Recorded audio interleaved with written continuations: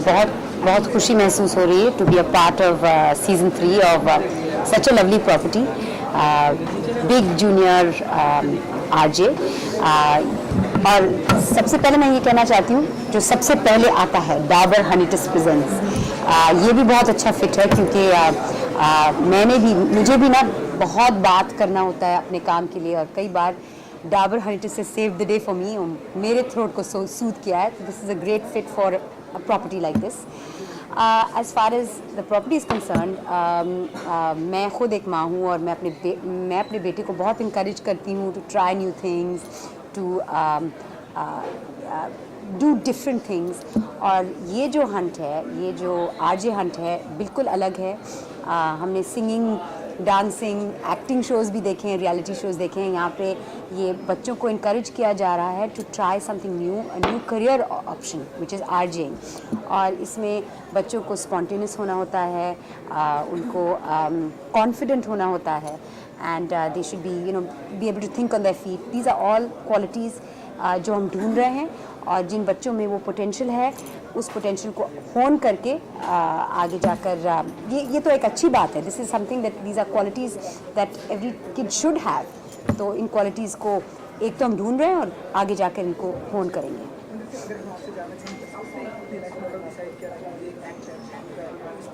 मैंने डिसाइड नहीं किया। It was a twist of fate कि मेरी तरफ ये अपॉर्चुनिटी आया। मैं एक्चुअली अपना पोस्ट ग्रेजुएशन कर रही थी, और मैं किसी के साथ काम कर रही थी एज एन असिस्टेंट, और वहाँ पे शांति का रोल उस रोल के लिए मुझे ऑडिशन का ऑफ़र आया। तो मैंने कभी डिसाइड नहीं किया, जो कुछ भी हुआ मेरे साथ हो गया। Twist of fate, being at the right place at the right time. उस वक्त, मैं एक और बात बताऊँ, उस वक्त रियलिटी शोज़ थे भी नहीं, ये अपॉर्चुनिटीज़ थे नहीं कि आप अगर एक्टर बनना चाहते हैं, एंकर बनना चाहते हैं या सिंगर बनना चाहते हैं, तो आपको ऐसा प्लेटफॉर्म मिले। आजकल इतने सारे अच्छे प्लेटफॉर्म्स हैं, ना सिर्फ अडल्ट्स के लिए पर बच्चों के लिए भी। सो आई थिंक इट्स वंडरफुल। शायद अगर मैं इस ज़माने में छोटी होती थी तो may be I be participating in something like this.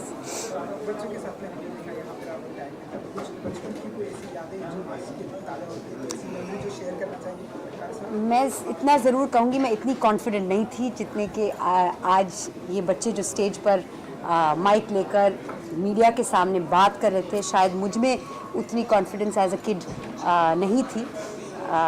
मुझे याद है मेरा जो पहला स्टेज परफॉर्मेंस जो था, बहुत ही छोटा सा था और मैं बहुत नर्वस थी। मैं स्टेज पर आई, मुझे 3 लाइन बोलने थे और बड़ी मुश्किल से मैंने बोल दिए पर इन बच्चों में माइक लेकर ऐसे पब्लिक स्पीकिंग करने की जो क्वालिटी है, वो मुझ में नहीं थी। And I think that is what is amazing of kids of today. Talent है, उसके लिए पेरेंट्स का कितना सपोर्ट? अरे, पेरेंट्स के सपोर्ट के बगैर कुछ नहीं हो सकता। एंड इस टैलेंट हंट में हम बच्चों के साथ साथ मम्मीज़ को भी इनकरेज कर रहे हैं कि अपने बच्चों में वो टैलेंट ढूंढो, अपने बच्चों को इनकरेज करो to be able to talk on stage, to have that confidence. Stage fear जो होता है बहुत सारे बच्चों में होता है, पर इनफैक्ट मेरे बेटे ने मेरे साथ काफ़ी सारे अपीयरेंसेस भी किए हैं, और उनके हाथ में भी एक माइक थमाया गया, और उनको भी मैंने पट्टी पढ़ा के उनसे कुछ कहलवाया, ताकि I want him to have the confidence to stand on stage and to be able to speak. तो यहाँ मॉम्स को भी इनकरेज किया जा रहा है to find that talent in their children, और उनको दिखाया जा रहा है कि this is a different career option, an interesting career option बच्चों के लिए। तो उनको एक झलक मिल रही है in this RJ Hunt.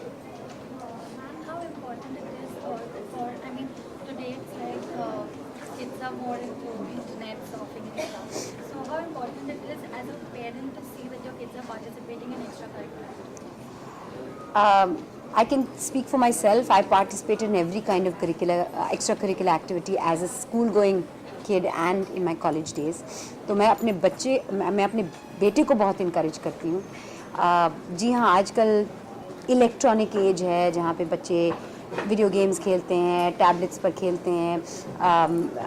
They prefer to stay indoors, but there's nothing like actually going out there, climbing trees, experiencing nature, running around, participating in sport, in art. So it's very important for the well-rounded development of any child.